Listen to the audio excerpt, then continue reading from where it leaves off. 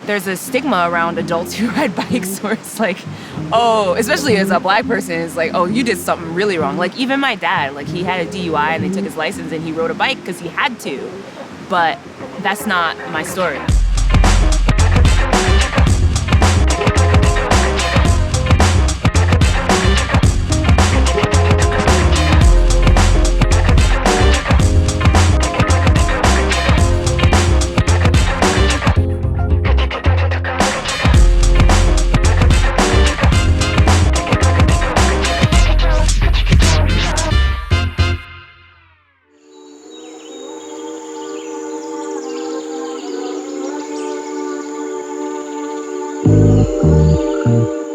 When we released a year ago, then people was like, Black folks exist? Y'all are so cool. And then everybody's acting like we just landed. We started working on the Black Foxes sort of the beginning of last year, well, maybe the end of 2019. And we're slowly like putting things together, figuring things out. And then the pandemic hit. And of course that threw a wrench in everybody's everything. And then the murder of George Floyd happened. We were already in the thick of like putting all of this together, but it seemed like, at least to me, like I kept getting emails and phone calls and all, we want to save all the Blacks. And I'm like, we can like do things for ourselves and speak for ourselves and tell you what we need and how you can supplement, but not try and take the lead in our liberation.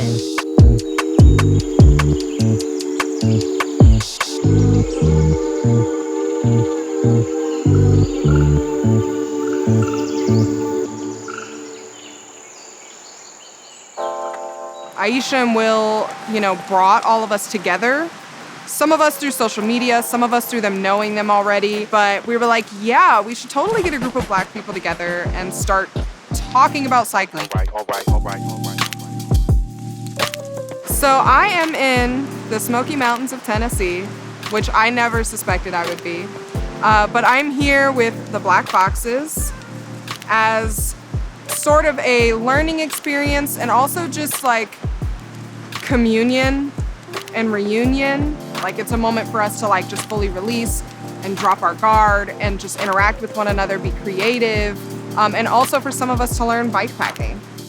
Through Zoom, it feels like we already knew each other, but just finally meeting each other, we all just clicked. And it's just crazy how 8 strangers can just click. It's all 8 of us, like we're all the Black Foxes. And so like when people try and come to me and like, hey, can we do this thing with the Black Foxes? I'm like, I will ask the group. I don't like making executive decisions for 8 people because I'm one person. And I think that's just kind of the theme that I wish everybody understood about Black folks in general. It's like a family reunion. And I think it's important to see family often and regular and have it be normal and have it be on our terms. And as somebody who has a very non-traditional family structure, I value this time over anything. I feel like I have learned so much. I feel like I have learned how to stand up for myself and communicate with companies or brands or individuals, and even on a personal level, just how to ask for what I need. And growing up, like that's not a normal thing within my family or community. It's kind of just like take whatever you can get and like be happy with it. And I think that over this past year, that is one thing that has just absolutely transformed my life. There's so many talented, creative, wonderful, kind, amazing humans, and somehow we have found 8 of them. I'm including myself in that number for this group, and it's so rare. Like we get along really like freakishly well, and I don't know how that works, but it does, and I'm very happy about it. So let's roll with it. Just gravel biking is just my secondary style of riding. I mountain bike, so just getting familiar with the gravel bike more. They all taught me different tips on how to be more comfortable on the bike. We all ride at different speeds, so we slow down and wait for whoever needs to be waited for, or, if folks want to go hard, they can go. They can descend after Shay if they can keep up with her, or climb with Ray if they can keep up with him, and then we'll just wait at the top or wait at the bottom, and everybody gets to thrive how they want to thrive, and it doesn't take away from anybody else. And I think that's a very special thing. Of course, the pandemic created this bike boom where like everybody and their mama was on the bike, which was great. And more people using the trails, more visibility, and I think that just helps overall as more people see us doing it and us doing it looking fly. You know, everybody wants to look good doing something. We're out here camping and climbing and riding bikes and surfing and doing free diving and film crews and everything. We're out here doing it already, but we just need to have more of a structure to make this more of a norm. And we're not there yet. So, yeah.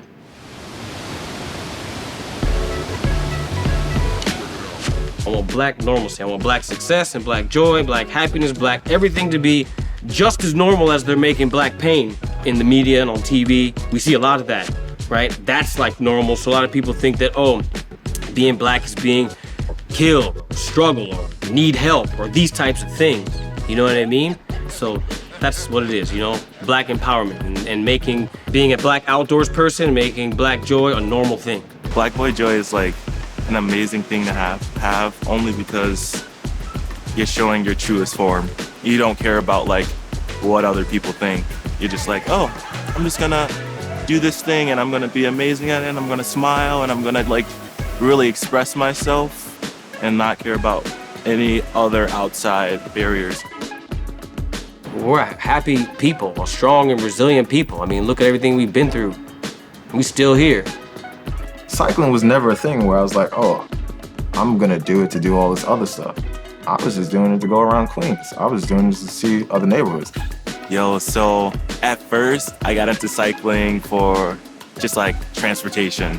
You know, it was like my first like real freedom as a black kid. You know, I was more of a backyard kid because my neighborhood was very dangerous. I would say like as a kid, I would ride around the neighborhood and just trying to keep up with my brother and end up being like a mountain bike or something. I ended up like losing that bike somehow. I think, no, my brothers lost it. They lost that bike. There was a store in my neighborhood and they had bikes and they had layaway. I was like, come through with the layaway.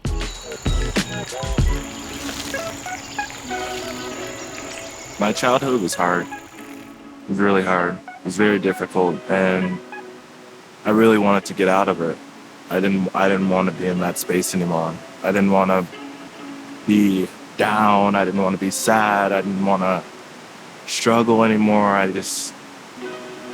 was looking for something better.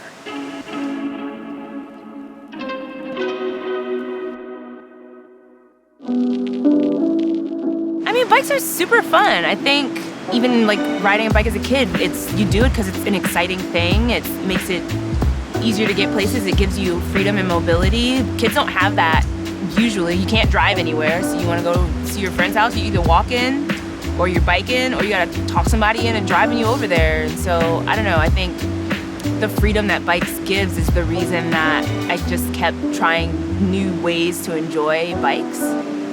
On the outside, you might think that I'm just like turning up, but I'm just like healing, you know? So I think about cycling as therapy. I'll go out, just do a super cool ride or fast, it doesn't matter. Like any ride that I'm doing, I'm healing. I ride for them. I did a ride for 10 consecutive days for 10 black men that were killed by police officers. Every day I started in the location where they were killed by the police officer, and then we have Say Their Name Cemetery. I ended there, and it was kind of like bringing them back to that location. In Pittsburgh, I am still the only black female cyclist who races. And so I would like to see more of us come out, but right now that like hasn't changed. Because black women have to be the everything for our families, a lot of times black women don't make time for themselves until they're in their 40s and 50s. So like in Pittsburgh, you see a lot of older black women riding. The other day, we pulled into a parking lot to get Ayesha's bib number. For those that don't know, bib numbers is what the races have. They attach it to their jersey so the officials can be like, oh, number 1, blah, blah, blah. She's doing great, like whatever. They keep tracking. And the little girl was black, noticed her and told her parents, and they got a picture with her because they saw her on TV, because apparently they was doing a pro race on the television. But like, that little black girl saw that though, you know? She wasn't pulling up to these white chicks to take pictures with them.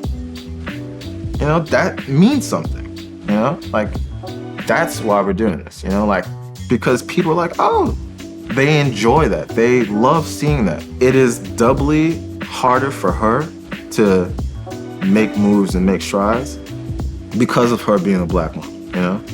I think white folks overlook because they have so much representation already. It's only just you. So they don't understand that, or they just don't get the concept of why it's important. Black Foxes means family, positive energy, love. Black Foxes to me mean being able to connect on a personal level with people that experience the same hardships as you. Black Foxes also means overcoming oppression through communion and taking it upon ourselves to incite change. Black Foxes means being a part of a support system that is beyond friendship, beyond family, but also a way for us to elevate ourselves and one another into spaces and opportunities that otherwise would not have been available or possible. Just everything that we are besides what they want you to see. It would be my hope that, you know, with the work we're doing with the Black Foxes and just getting more other black women, even like women in my family, especially like the youngins, if they could see me riding and get excited about it and see that it's like completely possible, there's, you know, you could totally do it. There's the resources are available. People like me are available to like teach them. Then maybe they could do it too. And they can start to get into it and realize we belong in that space too. I think that's the biggest thing, is just because historically it's been majority white folk, I think, you know, we could find our own way in there, claim our space that we so deserve. I want to impact like 5 million people and get them outside, get them on bikes, get them moving in whatever way makes sense for them, and for them to be inspired to go out and pursue something maybe they never thought they could do. And I think we all are just trying to get people just to check it out. When you scrolling through stuff, you don't see us. So like, if we are controlling our own narratives, we're able to be like, look, we out here doing this, and it's dope, and we look fly. Come through, you know? And it's not even like we flyer than you. Like, no, we, as in black skin, looks fly. Let's come, you know? I started riding bikes in 2007 as a commuter just to get to class faster. And now I'm out here in the middle of the woods sitting on a cooler with 8 people I met less than a year ago. Like, that's wild. Just seeing where the world takes you, where life can take you, and learning what opportunities to say yes to and which ones to turn down that aren't gonna serve you. So I don't know where we'll be, but I think it won't be just us at that point. And I think that maybe that's the dream, like having other people see what we're doing and then be inspired to do the thing that they want to do.